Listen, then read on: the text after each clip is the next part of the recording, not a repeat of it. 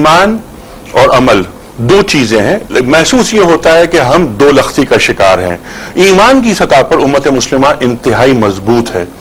سرکار دو عالم صلی اللہ علیہ وآلہ وسلم کی شان میں کارٹون چھپ جاتا ہے تو پوری امت مسلمہ ایک ہو جاتی ہے, اپنی جان نچھاور کر دیتی ہے. لیکن وہی رسول کریم صلی اللہ علیہ وآلہ وسلم اپنے کچھ تقاضے جو مسلمانوں پر عائد ہوتے ہیں وہ طلب کرتے ہیں تو ہم عمل کی سطح پر وہاں نہیں پہنچ پاتے جہاں ہمیں پہنچنا چاہیے.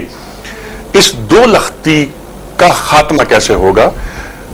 تاہی کہ وہ ایک مملکت جیسا کہ آپ کا خواب ہے جو آپ کی دعا پر میں نے آمین کہا کہ وہ ایسی سائزبل مملکت وجود میں آنی چاہیے جہاں پر اللہ اور اللہ کے رسول کے قوانین نافذ ہوں. مجھے ایک بات سے آپ کے شدید اختلاف ہے. وہ کیا؟ وہ یہ کہ امت مسلمہ ایمان کے معاملے میں بہت شدید ہے. میرے خیال میں امت کے پاس اس وقت ایک موروثی عقیدہ ہے, ایمان نہیں ہے. ایک ریشل کریڈ ہے, ایک عقیدہ ہے, دماغ کے گوشے میں پوٹلی بنائی ہوئی رکھی ہوئی ہے. ایمان جسے کہتے ہیں یقین قلبی, جس کو کہتے ہیں کنوکشن, پرسنل کنوکشن, وہ تو نہیں ہے.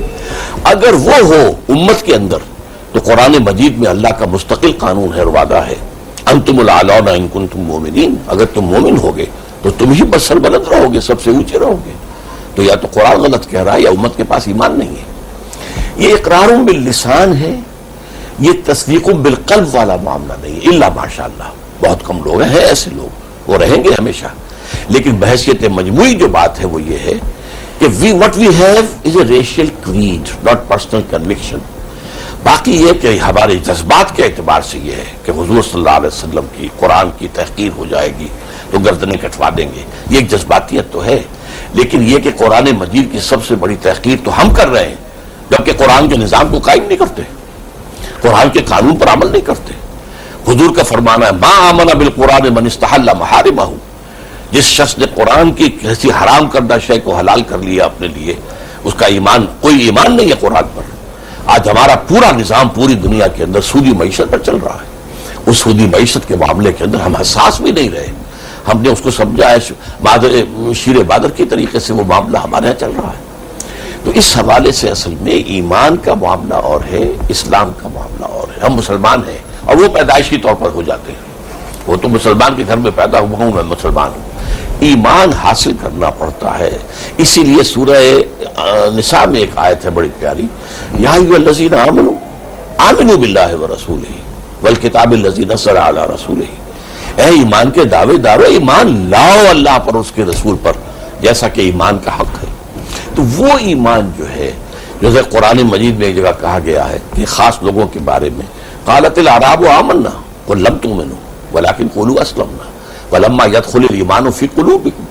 یہ بدو کہہ رہے ہیں ہم ایمان لے آئے. اے نبی ان سے کہہ دیجئے تم ہرگز ایمان نہیں لائے ہو. ہاں یوں کہہ سکتے ہو کہ ہم مسلمان ہو گئے, اسلام لے آئے ہیں, ابھی تک ایمان تمہارے دلوں میں داخل نہیں ہوا. یہ ہے اصل سبب.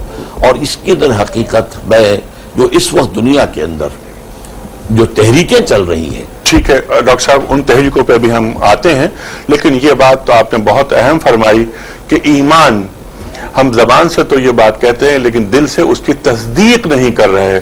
اور ایک اور بات جو آپ نے بہت اہم فرمائی کہ ایمان ایک پوٹلی کی شکل میں, ایک عقیدے کی شکل میں ہمارے دماغ میں کہیں موجود ہے لیکن اس کا اقرار نہیں ہو رہا عمل کے ذریعے.